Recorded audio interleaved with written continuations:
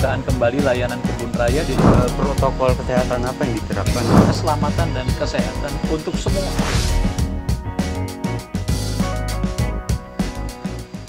Hai Tribuners, saat ini saya berada di Kebun Raya Bogor. Pagi ini saya akan sedikit berbincang santai dengan Bapak Dr. R. Hendrian. Beliau merupakan ataupun menjabat sebagai Kepala Pusat Penelitian Konservasi Tumbuhan dan Kebun Raya LIPI. Selamat pagi Pak. Selamat pagi. Salam sehat selalu. Salam sehat selalu. Oke Pak, sebelum masuk topik pembahasan pertama Pak, bisa diceritakan sejarah mengenai Kebun Raya Bogor yang sekarang ini seperti apa sih Pak? Saya cerita kebun raya dulu ya, Oke. supaya kawan-kawan semua bisa lebih mengenal apa kebun raya itu. Jadi Kebun Raya Bogor itu adalah nama yang sudah populer dikenal oleh masyarakat, dan secara formil sebetulnya ini adalah sebuah satuan kerja di bawah Lembaga Ilmu Pengetahuan Indonesia yang nomenklatur formilnya adalah Pusat Penelitian Konservasi Tumbuhan dan Kebun Raya. Ada 4 kebun raya di bawah pengelolaan Lembaga Ilmu Pengetahuan Indonesia, dan insya Allah nanti akan bertambah 1 lagi dengan Cibinong. Nah, yang sudah ada adalah Bogor, Cibodas, Purwodadi, dan Bali. Insya Allah dalam waktu dekat akan di launching juga Kebun Raya Cibinong. Itu kebun raya yang berada di bawah pengelolaan Lembaga Ilmu Pengetahuan Indonesia. Nah, di Indonesia selain kebun raya yang berada di bawah pengelolaan LIPI, ada juga 2 kebun raya yang berada di bawah pengelolaan perguruan tinggi, dan 36 kebun raya yang berada di bawah pengelolaan kebun raya daerah, pemerintah daerah maksud saya. Nah, ini adalah satu kondisi yang menurut saya sangat positif, karena dengan semakin banyaknya kebun raya di Indonesia, maka kemungkinan untuk mengkonservasi keanekaragaman jenis tumbuhan yang menjadi kekayaan negara kita itu akan menjadi lebih terbuka begitu, kemungkinannya lebih besar. Kemudian saya ingin cerita juga tentang konservasi, kan namanya Pusat Penelitian Konservasi Tumbuhan dan Kebun Raya. Nah, yang diemban oleh kami itu adalah konservasi tumbuhan khususnya secara ex situ, di luar habitat. Nah, mengapa konservasi ex situ ini menjadi penting? Ada beberapa alasan begitu ya. Dengan adanya koleksi-koleksi tumbuhan hidup di kebun raya, maka pertama kita memiliki stok untuk melakukan recovery program terhadap jenis-jenis tumbuhan yang terancam punah. Diperbanyak, dikembalikan lagi ke habitat asalnya sehingga populasinya bisa kembali terpulihkan. Keberadaan material tumbuhan hidup di dalam kebun raya juga sangat bermanfaat sebagai bahan untuk penelitian-penelitian dan pengembangan lebih lanjut terkait pencarian senyawa-senyawa obat untuk pemanfaatan sebagai bahan pangan dan lain sebagainya. Jadi kebun raya yang mungkin sebagian besar halayak gitu mengenalnya sebagai tempat wisata, sebetulnya juga melaksanakan tusi konservasi dan penelitian konservasi tumbuhan yang sangat penting bagi negara ini. Itu perkenalannya kira-kira begitu dulu ya. Artinya yang terbaru yang akan diperkenalkan nanti yang di Cibinong nanti Pak ya? Iya, insya Allah dalam waktu dekat itu akan di launching. Itu kalau orang Cibinong menyebutnya di situ ada Danau Dora kalau nggak salah. Oke Pak, masuk ke topik pembahasan pertama Pak. Pandemi COVID-19 ini kan menghantam semua sektor Pak, termasuk sektor pariwisata. Ya. Nah, bagaimana cara Bapak untuk mengatasi akibat COVID ini agar tetap kebun raya ini berjalan gitu Pak? Karena kan tumbuhan harus selalu terawat gitu kan? Iya. Jadi pada tanggal 19 Maret 2020 eh, sebagai bentuk tanggung jawab dan komitmen kami untuk ikut serta memutus rantai penyebaran COVID, Kepala Lembaga Ilmu Pengetahuan Indonesia menginstruksikan agar semua kebun raya yang berada di bawah LIPI untuk ditutup sementara untuk publik, ditutup sementara untuk publik. Jadi yang berhenti sebetulnya hanya layanan publiknya saja. Sementara untuk pemeliharaan koleksi, untuk kegiatan riset, untuk hal-hal lain yang sifatnya operasional begitu ya, terkait dengan pemeliharaan, itu sebetulnya tetap berjalan. Hanya saja memang sebagian besar pegawai itu melaksanakan tugas fungsinya dari rumah, working from home, WFH. Namun demikian, sebagian kecil dari kawan-kawan saya itu tetap kami tugas piketkan untuk bisa merawat bibit, merawat koleksi, merawat kebun dan lain sebagainya, agar kebun raya tidak ditinggal 4 bulan kemudian tidak terpelihara, kan juga nggak bagus seperti itu. Sehingga 4 bulan pertama di mana ditutup untuk umum, kegiatan pemeliharaan tetap berjalan seperti biasa, Mas. Tetap berjalan seperti biasa. Kemudian di akhir Juni itu keluar surat keputusan Kepala Lembaga Ilmu Pengetahuan Indonesia nomor 155/F/2020 tentang pembukaan kembali layanan kebun raya di lingkungan LIPI. Maka kemudian kami dengan kawan-kawan dari mitra pengelola segera melakukan persiapan-persiapan untuk pembukaan kembali kebun raya, gitu. Dan itu tentu tidak hanya semata-mata kami yang memutuskan kapan buka atau berapa lama lagi harus ditutup begitu. Tetapi kami menyesuaikan dengan kebijakan pemerintah daerah setempat, khususnya tentang status PSBB. Jadi ini yang perlu saya sampaikan, bahwa pembukaan kembali kebun raya itu tidak terlepas dari koordinasi dan komunikasi yang baik dengan pemerintah daerah begitu. Karena kami tidak ingin setelah dibuka kembali kemudian malah terjadi hal-hal yang tidak diinginkan. Jadi ini dilakukan dengan koordinasi yang menurut saya sangat baik dengan pemerintah daerah, disesuaikan. Oke. Kemudian Pak, tadi Bapak sebutkan bahwa kalau pemeliharaan terkait penelitian tidak terganggu, bahkan tetap berjalan, hanya saja wisatanya saya ditutup. Apakah dalam pelaksanaan teknisnya dalam penelitian ada hambatan guys Pak? Apa ketakutan sendiri bagi para tugas gitu? Yang paling terasa adalah bahwa selama masa pandemi memang perjalanan ke daerah-daerah dalam rangka kami menyebutnya eksplorasi ya. Jadi memasuki hutan di sudut-sudut Indonesia begitu untuk mendapatkan koleksi-koleksi, mendapatkan data-data tentang kekayaan jenis di daerah-daerah tertentu, itu selama masa pandemi memang dibatasi. Sehingga kegiatan yang biasanya setiap tahun kami lakukan ke berbagai pelosok Nusantara untuk melakukan ekspedisi itu tahun ini tidak dilakukan. Perbedaan yang paling besar saya kira ada di situ. Namun demikian penelitian tetap berjalan sebagaimana biasa, karena seperti kita lihat ini ya, kebun raya ini kan juga sebetulnya satu laboratorium dan bahan penelitian yang sangat menjanjikan. Banyak hal yang bisa diungkap dari sekian banyak koleksi yang dimiliki.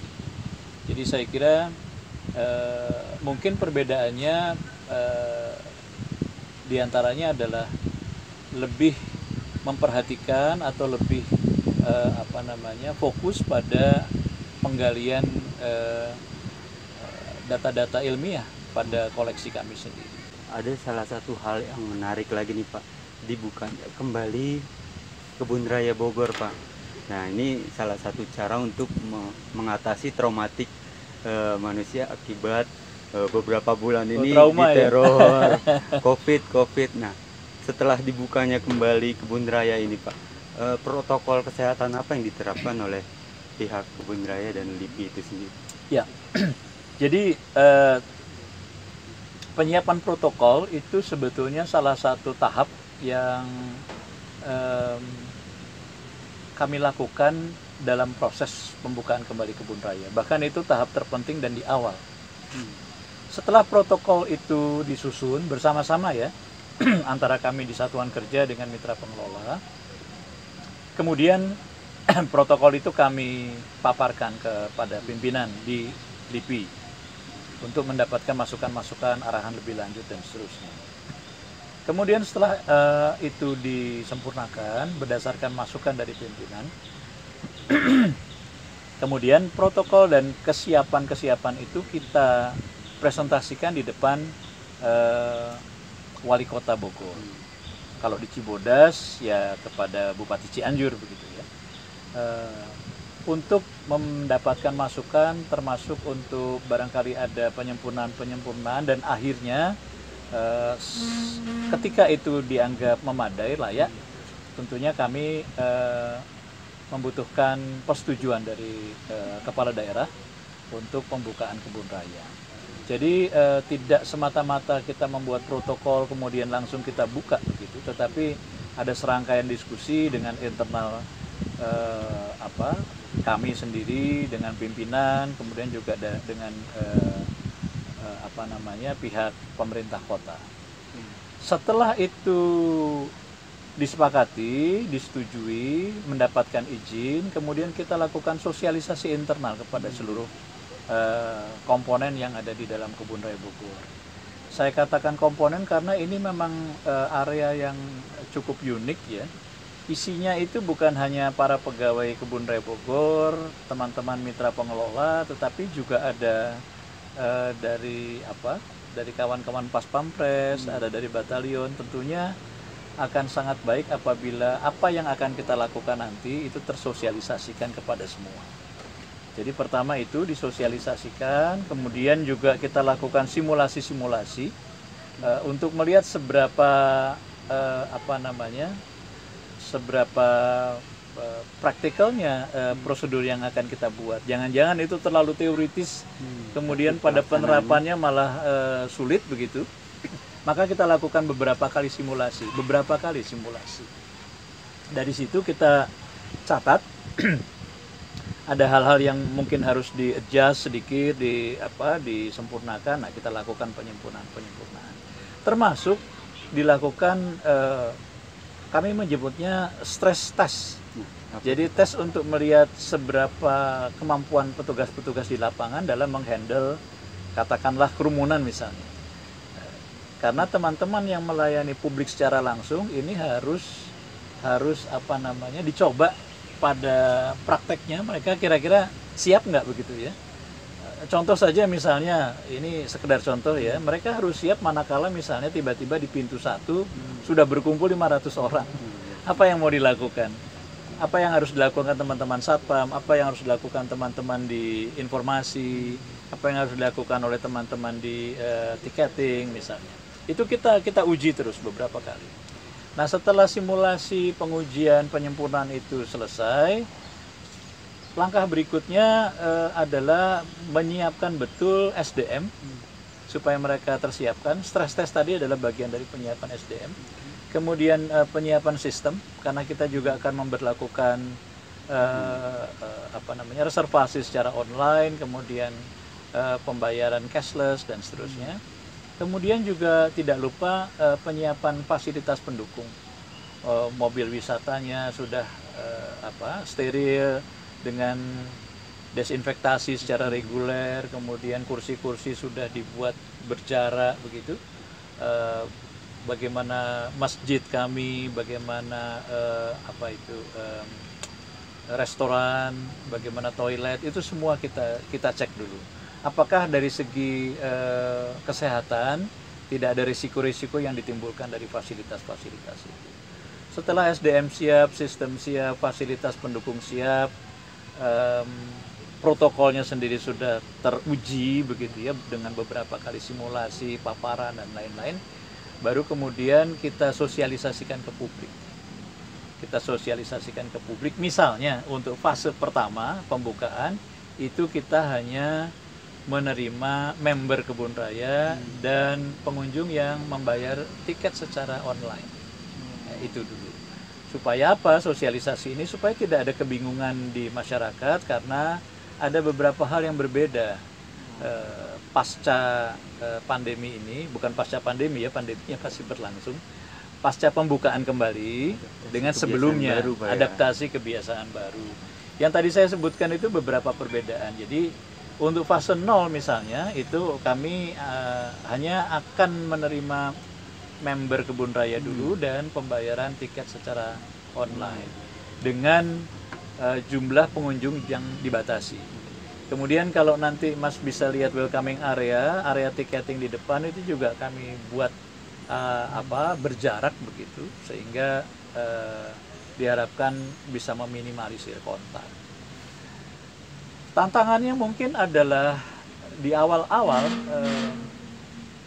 bisa jadi pengunjung merasa terlalu kaku begitu ya. Orang harus antri, harus berjarak, tidak boleh gitu, Pak, ya. cash dalam pembelian tiketnya. Saya maklum lah itu ada sedikit kok begini ya begitu ya. Kemudian distancing di dalam juga kita perhatikan betul, kerumunan. Kalau terlihat mulai ada kerumunan yang berlebihan, segera kita urai. Saya paham betul bahwa itu mungkin agak sedikit dalam tanda kutip mengganggu. Tetapi ingin saya tegaskan pada kesempatan ini bahwa memang yang kita utamakan, apalagi pada fase-fase awal seperti ini ya, adalah keselamatan dan kesehatan untuk semua. Tidak hanya untuk pengunjung, tetapi juga untuk pegawai, petugas, dan seterusnya. Oleh sebab itu, kebijakan-kebijakan baru itu kami terapkan. Dan itu sekali lagi untuk saya kira untuk kesehatan dan keselamatan bersama. Oke Pak, kemudian di fase lanjutan ini Pak, presentasi jumlah pengunjung sebelum ditutup dan sekarang mulai dibuka kembali walaupun diawali dengan member tadi Pak ya. Sekitar berapa sih Pak pengunjungnya dari sebelum ditutup dan setelahnya? Kalau ditanyakan perbandingan tentu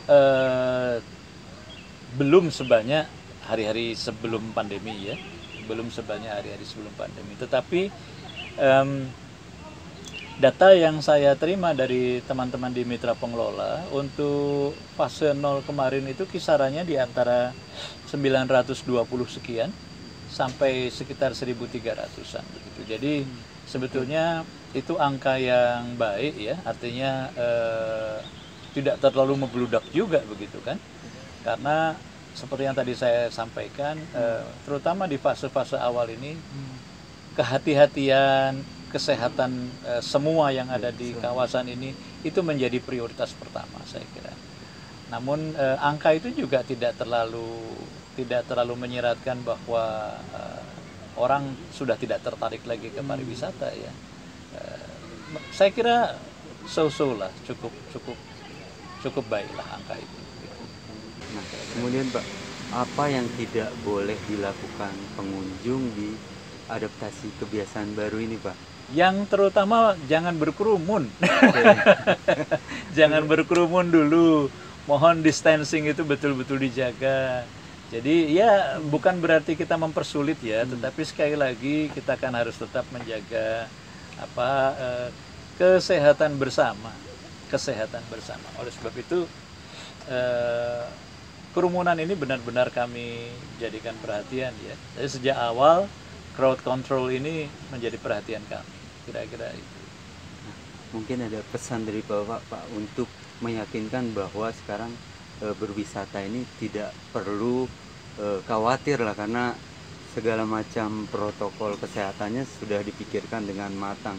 Bagaimana pesan Bapak atau imbauan Bapak agar masyarakat tetap kembali lagi wisata dan tetap protokol kesehatan dijaga gitu, seperti apa Pak? Ya mungkin pesan saya seperti ini. Tadi kan sudah disebut ya, adaptasi kebiasaan baru. Jadi memang kita diminta untuk mampu beradaptasi dengan situasi ini. Adaptasi itu memerlukan kedisiplinan bersama.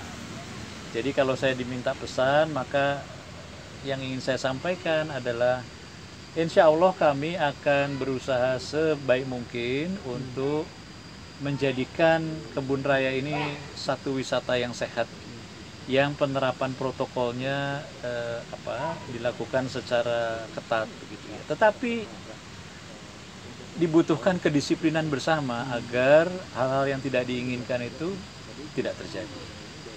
Protokol itu kan hanya seperangkat aturan, prosedur begitu. Apakah itu bisa terimplementasikan di lapangan atau tidak, itu terpulang kepada kita bersama. Jadi mari kita mendisiplinkan diri masing-masing, membiasakan diri masing-masing, beradaptasi sehingga situasi yang baru ini betul-betul bisa kita hadapi dengan baik, dengan adaptasi kebiasaan baru. Tadi sempat berbicara panjang, dan selama pandemi ini apakah ada inovasi terbaru yang dimunculkan dari kebun raya seperti apa? Ya sebetulnya layanan publik yang hari-hari sekarang ini bisa kita saksikan itu adalah sebuah terobosan dan inovasi. Karena sebelum ini kita melakukannya dengan cara yang berbeda. Oh, apa ini? Baik kawan-kawan semua, saya sekaligus ingin mempromosikan produknya kebun raya. Jadi kalau tadi saya sudah sampaikan, mari berwisata sehat di kebun raya. Dengan Botanic Juice ini, mudah-mudahan wisata sehat dari kawan-kawan semua akan lebih lengkap. Ada 3 varian, ada yang kuning ini adalah mango, orange, dan apple. Botanic Juice nomor 2. Yang Botanic Juice nomor 3 itu carrot, orange, dan lime. Ya.